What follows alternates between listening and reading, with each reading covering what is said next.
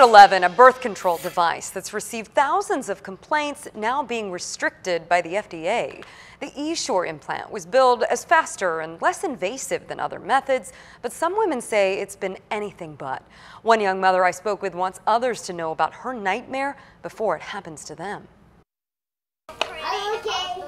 You're okay? Melanie Harris and her husband loved their 2 kids, but knew 2 was all they wanted. Instead of other permanent birth control options, she went with the E-Shore implant. I just thought, no downtime, no surgery, I'm set.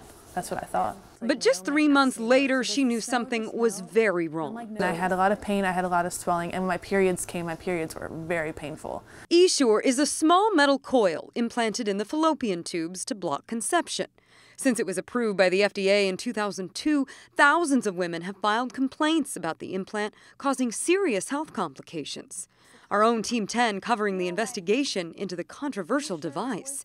Now, the makers of that device, Bayer, will only be able to sell to healthcare providers who agree to fully inform women about the risks. They don't get told about all the things that can go wrong. In Harris's case, she ended up having a full hysterectomy and dealing with a lengthy recovery, which kept her from even holding her children. My daughter had a really hard time with that. My daughter would cry because I couldn't pick her up. She says she wasn't given enough information and is now suing the doctor who performed the procedure. I don't think anybody should go through it. I think it's really bad.